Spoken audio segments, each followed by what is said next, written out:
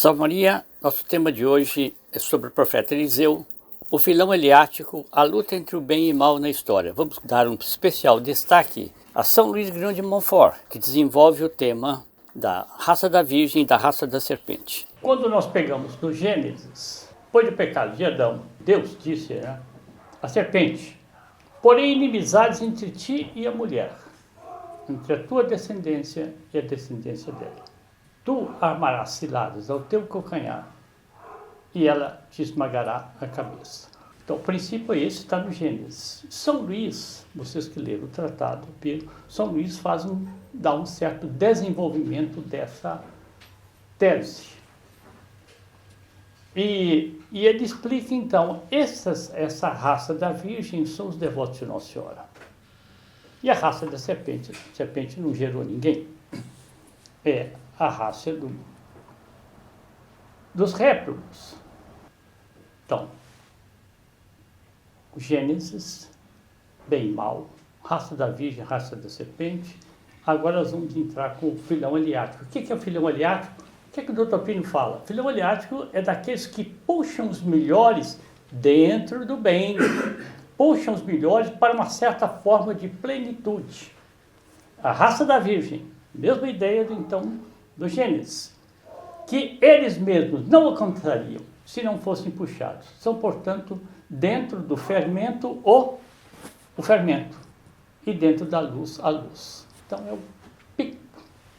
Esse é o filão eliático. O papel do filão eliático, portanto, é reforçar, alimentar o filão do bem. É claro, o filão eliático tinha que começar com Elias. Você pode procurar no nosso site, tem lá sobre Elias, as reuniões dele. Tem pelo menos 2 ou 3 reuniões sobre o profeta Elias. Então, não vamos tratar de Elias. Mas, quando Elias não, Deus disse para Elias, deu 2 ou 3 missões para ele com relação ao rei de Israel, acho que é isso. Depois, com relação a Eliseu. E vai, escolhe Eliseu, sucessor dele. E Eliseu estava arando, a escritura conta isso, 12 bois. E Elias chegou e disse para ele, não me lembro as palavras, mas era mais... colocou sobre ele a capa, disse para ele, me segue, uma coisa assim. E Eliseu disse, eu queria ir despedir dos meus pais. E Elias dá aquela resposta para ele, assim, que é mais ou menos assim, a minha parte está feita, você vai e volte. E Eliseu, o que fez? Voltou, pegou a junta de bois, o arado, imolou os bois, pegou o arado que ele estava se utilizando, que serviu de lenha para assar os bois. Tem uma lição muito profunda nisso aqui, hein? Isso é que se chama não olhar para trás. Deu uma festa para os amigos e tudo mais. Terminou, foi e se colocou como servo de Elias. Muito bem, ele nem quis manter os bois dele e nem o arado. É uma espécie assim, disse, olha, eu vou afastar essa tentação de uma vez. Nessa céu, isso é muito bonito, eu acho que é muito bonito. Ele compreendeu a missão dele e disse, olha, eu não posso ficar com uma possibilidade aqui. Bem, muito interessante também, quando Elias fala para Eliseu, o seu senhor, hein? Talvez esteja contra a dignidade humana isso aí, o seu senhor será arrebatado. E Eliseu fala, não vai, não te deixo de jeito nenhum. Aí foi atravessar o Jordão e Eliseu está junto. É impressionante. Ele não deixa Elias de jeito nenhum. A escritura vai descrevendo, não, eu não te deixo. Aí fala que já tinha 50 seguidores do profeta Elias. Por isso que vem o filão Eliático.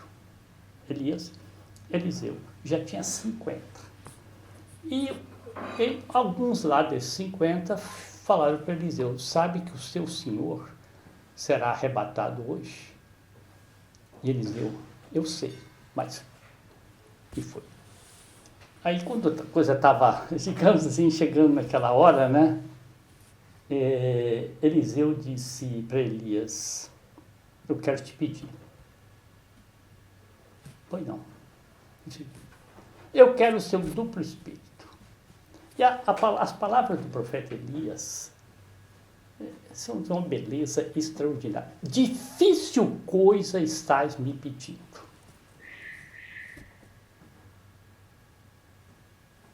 Difícil. Mas se você me vir, na hora que estiver arrebatado, sinal de que Deus vai te conceder. Elias foi arrebatado. Na hora de ser arrebatado, Eliseu o viu sendo arrebatado. Agora você via só as imagens do Antigo Testamento dele, num carro de fogo. Tudo isso, claro, os exegetas todos explicam a beleza disso aí. E jogou a capa para Eliseu. Eliseu pegou a capa. Em seguida, ele já tem que atravessar o Jordão. Filho do Jordão. Jordão se afastou para ele passar. E os filhos dos profetas. E, ele recebeu o espírito de Elias. Olha aí. Bem, do profeta Eliseu, eu vou pegar só aquilo que eu acho que pode nos interessar mais especialmente. A história dos meninos lá. Eliseu era calvo, né? E uns adolescentes lá começaram a... Você conhece a coisa, né? De rir de Elias, porque era de Elias, mas Eliseu, que era calvo. Mas ele viu naquilo ali um mau espírito. Imediatamente ele ordenou, urso. Um dos livros da Escritura chama-se Eclesiástico. O Eclesiástico tem, acho que é no final, uma descrição, um louvor dos varões ilustres de Israel. Bem, é bem isso. Quando chega em Elias, faz a descrição de Elias. Quando chega em Eliseu, vai fazer a descrição de Eliseu. Então, mas diz assim, Eliseu a seu tempo não temeu rei algum. E achei muito, assim, essa passagem, porque os reinos estavam separados. O reino de Israel, ao norte, Judá, estavam separados. Se separaram depois da morte de Salomão, acho que foi o filho de Salomão. Bem, acontece que, eu não sei se foi o rei de Moabe que se revoltou. Nós estamos aqui depois, então, de Elias, depois que Acabe morreu, que Acabe é a personificação do rei péssimo. A mulher dele, chamada Jezabel, que até Dr. Plínio usa essa palavra, Jezabel, é a personificação, não é só da mulher ruim, não, é de uma linhagem horrível de mau espírito. Bem, então, acho que foi o rei de Moabe, se levantou contra Israel, os três reis eles se uniram. Então, portanto, Israel e Judá, não sei mais o que era. E o rei de Israel disse assim, nós vamos perecer. Não tem mais profeta? Veja aqui que coisa interessante. Não, tem sim, tem Eliseu. Então Eliseu compareceu na presença dos três reis. Aí o rei de Israel falou, bem, mas se Deus vai nos entregar então na mão desse pessoal, a resposta do profeta Eliseu, assim, se não fossem atenção a Judá, Nosso Senhor, bem Judá, não é? Se não fossem atenção a Judá, eu nem te olharia, nem te ouviria. Porque o rei de Israel era descendente de Acabe. Eu não poria em ti os olhos, nem te ouviria. Mas em atenção ao rei de Judá, eu vou dizer, vocês vão fazer batalha e vão ganhar. Quer dizer, por isso que diz o Eclesiástico, Eliseu não temeu rei algum. Bem, deixemos um pouco agora Eliseu e o Dr. Plínio. O Dr. Plínio, vocês sabem que ele pertenceu à Ordem Terceira do Carmo. A Ordem Terceira do Carmo é a ordem que continua o profeta Elias. Bem, e ele fez uma série de reuniões para um eremo de estudos nosso, chamado Eremo de Elias. Muitas reuniões sobre o profeta Elias, sobre Eliseu também. E a missão desse filão eliático que está muito, assim, digamos assim, a contra-revolução, ela está inserida no filão eliático. Então, mas Elias veio e deu a bênção, Eliseu deu a bênção, o sucessor de Eliseu deu a bênção, está inserida pelo Espírito. Pelo sim, não, está inserida na ordem do Carmo. Esse filão eliático, então, Elias, Eliseu, os que habitavam o monte dos profetas, depois aí nós temos aí um hiato até nosso Senhor Jesus Cristo, que são quase 800 anos. Bem, até que a Ordem do Carmo vai nascer lá em 1100 e tanto, 1200. É isso? Por aí. Bem. Vai nascer oficialmente, né? E que a igreja reconhece que essa Ordem do Carmo é fundada pelo profeta Elias. Porque tem o Espírito. Bem, aí entra no que eu queria focar aqui, e com isso a gente já pode encostar no final da reunião. São Paulo. São Paulo, doutor Pino, considera o seguinte: o apóstolo de São Paulo, ele tem o espírito do filão eliático. E eu não sei se alguém aqui já leu o Atos dos Apóstolos, que basicamente, principalmente, trata do apostolado desse São Paulo. Bem, São Paulo, vou pegar só uma passagem, né? Ele, pregações, esqueci a cidade. A sinagoga era o principal inimigo, Sinédrio. Os das sinagogas locais eram os principais inimigos de São Paulo. Mas São Paulo ia sempre pregar na sinagoga. Bem, então, mandaram prender através da autoridade romana São Paulo, açoitar, julgar na prisão. Pois chega o carcereiro, não sei se era só São Paulo, se São Barnabé estava junto. O carcereiro disse: não, você pode ir embora, vou te soltar. E São Paulo disse: eu, açoitado em praça pública, preso, e vim para aqui? Eu sou cidadão romano? Eu não, eles, as autoridades que venham aqui. E o carcereiro, etc., ele está dizendo que ele é cidadão romano. Aí começaram a tremer, que tinham feito coisa ilegal. E vieram as autoridades, quase que pedir São Paulo. Libertaram São Paulo. Então, quer dizer o seguinte: São Paulo não cedia. Os direitos da igreja são direitos da igreja e são assim, e não vai ceder por menos.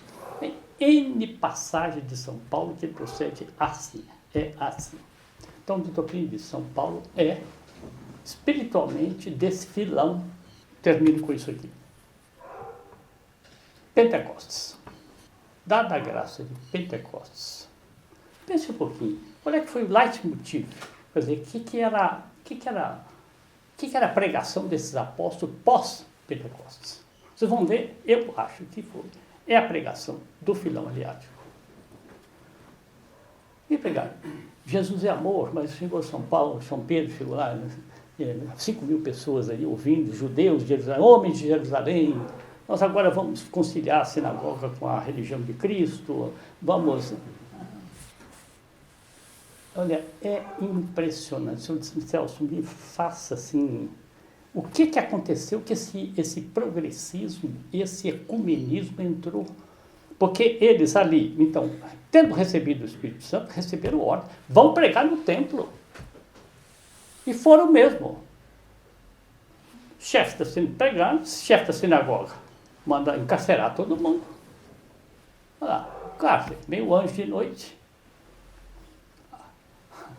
Abriu as portas seladas, fez com que eles saíssem de tudo selado. Veio os guardas depois, aliás, a mandado do Sinédrio. Vamos lá, porque preciso interrogá-los, não sei o que e tal. Chegamos lá, está tudo vazio, está tudo intacto, tudo fechado, tudo lacrado, e eles não estão lá. E eles estão onde? Eles estão no templo pegando de novo. Então,